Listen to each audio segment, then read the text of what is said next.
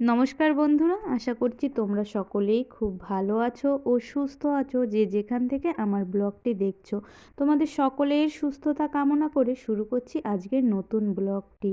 তো এই যে দেখো, আজ ছিল রবিবার আর সূর্যি মামার তো একেবারেই দেখা নেই। সে তো রাগ করে না জানি কোথায় বসে আছে। আর খুব ঠান্ডা পড়েছে, তার মধ্যে এই যে আমন তার কাজকর্ম সব কিছু শুরু করে দিয়েছে। আর চারিদিকটা আর কি রোদ ওঠেনি, একেবারেই কনকনে ঠান্ডাই বলা যেতে পারে। তো আমার স্নান হয়ে গেছে, যেহেতু ঠান্ডা পড়েছিল সেই কারণে সকালের দিকে স্নানটা করে নিয়েছি, দেরি করিনি। তো এই যে শিরশির করে হাওয়া বইছে আর দেখো আমি ছাদে চলে এসেছি। তারপরেই এই যে পুজো দিয়ে যে ফুলগুলো আর কি পরের দিন বাসি হয়ে যায় সেগুলোকেই একটু একটু করে জমিয়ে রেখেছি। ওই যে সকলকে দেখছি যে এগুলো শুকিয়ে ধূপ বানাচ্ছে, তো আমারও ইচ্ছা হলো। সেই কারণেই ফুলগুলোকে কয়েকদিন ধরে জমিয়ে রেখেছিলাম। আর এই ফুলগুলো তো আর কি 2-1 দিনে শুকিয়ে যায় না, বেশ টাটকাই থাকে। তো ছাদে এসে সেই 2-4 দিনের ফুলগুলোকে বেশ ভালো করে এইভাবে আর কি ছাড়িয়ে নিয়েছি। আর সঙ্গে ভগবানকে পুজো দিয়েছিলাম লেবুর খোসা, সেটাকেও ভাবছি শুকিয়ে নেব। তো এই যে এইগুলোকে এখন রোদে দিয়ে 2-4 দিন আর কি ওয়েট করতে হবে। তবে ছাদে বিশেষ রোদ আসে না, আর এখন তো এই যে ক্রিসমাস না পেরোলে আর রোদের হয়তো সেইভাবে দেখাও পাবো না। তো বেশ কয়েকটা দিন সময় লেগে যাবে এইগুলোকে ভালো করে শোকাতে। শোকানোর পরে তারপরে আর কি মিক্সারে বেশ ভালো করে পাউডার মতন বানিয়ে নিয়ে তারপরের প্রসেসিংগুলো যখন করব তোমাদের সঙ্গে শেয়ার করব। জানি না ঠিক কেমন হবে, প্রথমবার বানাচ্ছি তো দেখে ইচ্ছা হলো, সেই কারণে আর কি আমিও ফেলে না দিয়ে এইগুলোকে বানিয়ে নেব। তো এই যে এখন আর কি এইগুলোকে একটু ভালো করে ছড়িয়ে দেব, যাতে খুব তাড়াতাড়ি করে আর কি শুকিয়ে যায়। আর তোমরা যদি কেউ করে থাকো আমাকে অবশ্যই কমেন্ট করে জানিও তো কেমন হয়েছে। আমি তো এই প্রথমবারই বানাবো, জানি এর সঙ্গে এখনও অনেক কিছু লাগবে, যেমন ঘি। আমি ভেবেছি একটু ভালো করে ধুনো দেব, যাতে ধুনোর সেন্টটা বেশি হয়। আর ধুনোর গন্ধটা না আমার ভীষণ ভালো লাগে। তারপরে আরও আর কি যা যা দিতে হয় সেগুলো আর কি মিক্সড করার ইচ্ছা আছে। তো এখানে কিছু বেলপাতাও রেখেছিলাম, বেলপাতাগুলো আর দিলাম না, এগুলোকে ভেবেছি জলে দিয়ে দেবো। তো এইগুলো এই যে মেলে দিয়ে আর কি নিচে চলে এসেছি। আর নিচে দেখো আজকে রবিবারের দুপুর আর রোদও ওঠেনি, তো বড় মা এইদিকে আর কি মুরগি পরিষ্কার করছে।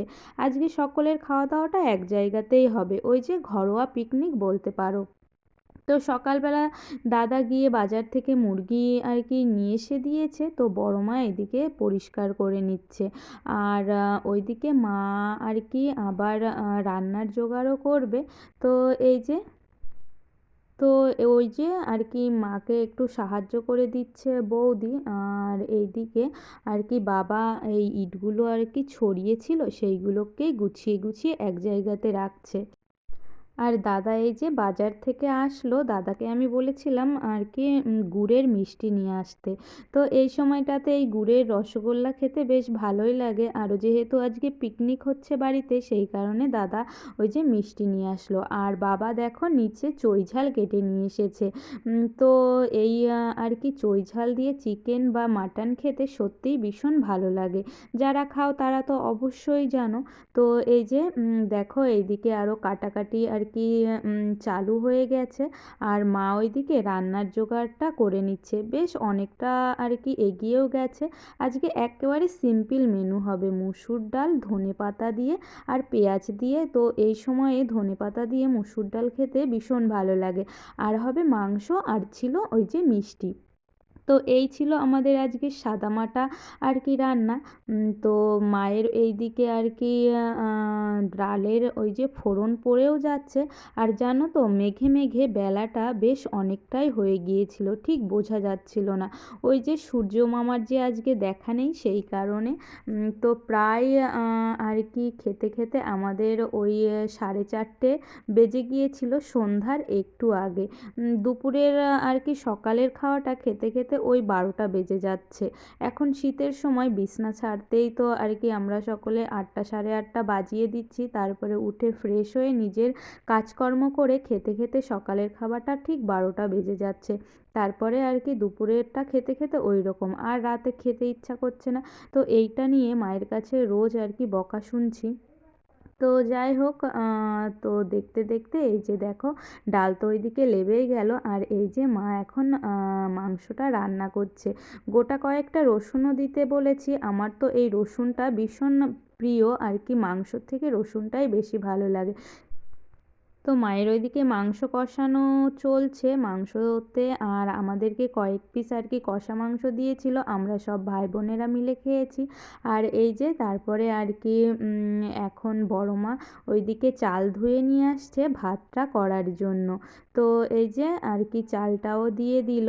আর তারপরে দেখো দাদা যে মিষ্টিগুলো নিয়ে এসেছিল, এই যে জানো তো এই মিষ্টিটা বিশেষ একটা ভালো ছিল না, তবে আমাদের এখানে নদিয়ার ডিস্ট্রিক্টের দত্তফিলিয়ার আতাতলার মিষ্টি না ভীষণ বিখ্যাত।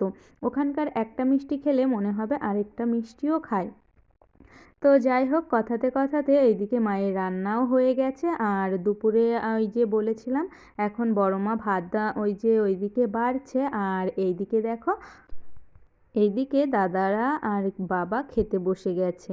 তো এই যে একসঙ্গে খাওয়ার মজাটাই যেন অন্যরকম হয়। যেদিন আমাদের একসঙ্গে রান্না বাড়া হয় সেদিন তো আর কি মনে হয় একটু ভাত বেশিই খেলাম, আর সকলে মিলে বসে একসঙ্গে খাওয়া সেটার যে কি আনন্দ, সে আনন্দটা বলে বোঝানো যাবে না। দাদা বাবা ওদের সবার খাওয়া হয়ে গেলে পরে আমরা খেতে বসবো।